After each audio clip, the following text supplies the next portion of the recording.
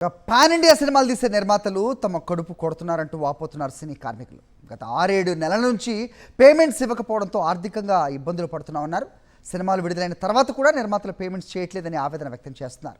సమయం మొదలై 4 రోజులు అవుతున్నా మా ఆవేదనను అర్థం చేసుకోవట్లేదని ఆందోళన చెందుతున్నారు సినీ కార్మికులు. పొద్దున 6 గంటల నుంచి రాత్రి 9 గంటల వరకు అన్నారు సార్. పొద్దున 6 గంటలకు రావాలంటే ఆ వ్యక్తి 3:30కో 3 గంటలకో లేచి ఇక్కడ వస్తే 6 గంటలకు స్పాట్లు ఉండడానికి అవకాశం ఉంటుంది సార్. మరి పిల్లం బిడ్డలతో ఎప్పుడు తన కేటాయించాలి? తన పిల్లల్ని చూసుకోవడానికి కనీసం స్కూల్ పేరెంట్స్ని రమ్మంటారు. తను ఎప్పుడు వెళ్ళాలి, ఎప్పుడు రావాలి? మీరు పొద్దున 6 గంటలకు మాకు కాల్ షీట్ ఇచ్చి మీరు 9 o'clock వరకు చేయాలంటే ఇది ఎంతవరకు కరెక్ట్ సార్? తన పిల్లం బిడ్డలతో నిర్మాతలు గారు ఇచ్చిన ఆదేశమేనంట ఇది. ఇవాళ అదే చర్చ జరగబోతుంది సార్ దిల్ రాజు గారి ఆధ్వర్యంలో. మరి అది ఏం జరుగుతుంది అనేది సాయంత్రం తెలుస్తుంది సార్. మాకు ఇస్తున్నారు కదా సార్, మాకు నెలకు ఉండేది 10 రోజులు షూటింగ్ ఇవ్వాలని నేను చేస్తే 20 రోజులు వర్క్ ఉండదు సార్.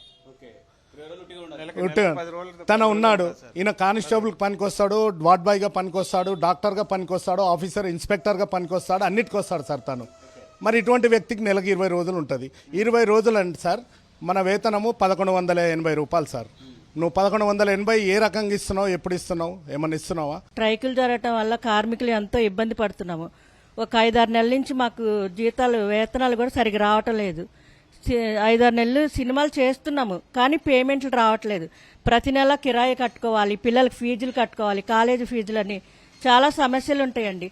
మీరు పెద్ద మనిషితో ఈ కార్మిక సమస్యలను మీరు మనసులో పెట్టుకొని పెద్ద మనిషితో మా సమస్యను పరిష్కరించాలండి.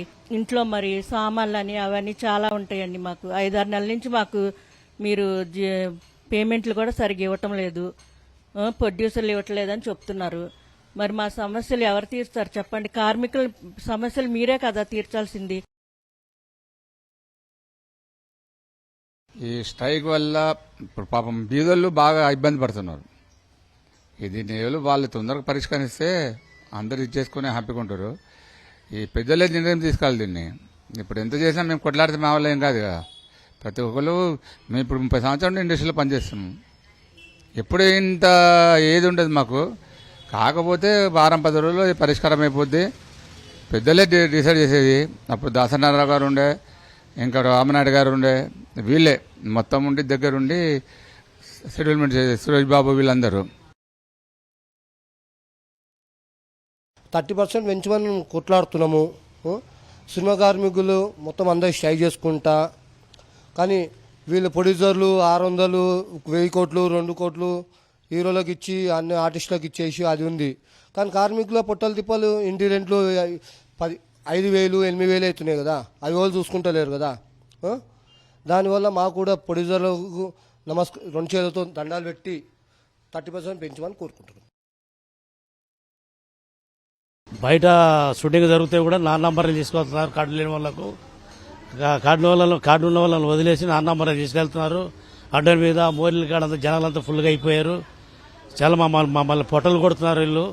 ఈ కోనేటర్లు ఎక్కువ అయిపోయారు. రోడ్డు మీద రడ్ల మీద తీసుకెళ్తున్నారు. ఏజెంట్లు కూడా అంతా కుమ్మక్కి అయిపోయి నడిపిస్తున్నారు. మాకు అన్యాయం జరుగుతుంది. మాకు సక్రంగా పేమెంట్లు రావడం లేదు. చాలా దారుణంగా ఉంది పరిస్థితి. ఇప్పటికి 8 నెలలు 10 నెలల నుండి డబ్బులు ఆఫీసుకు రావడం లేదు. ఆ ప్రెసిడెంట్ గారు సెక్రటరీ అడిగితే రేపొస్తా ఎల్లుండొస్తా అంటున్నారు. దయచేసి మీరు ఎట్లా చేసి మాకు పేమెంట్లు ఇప్పించే బాధ్యత చూడండి సార్.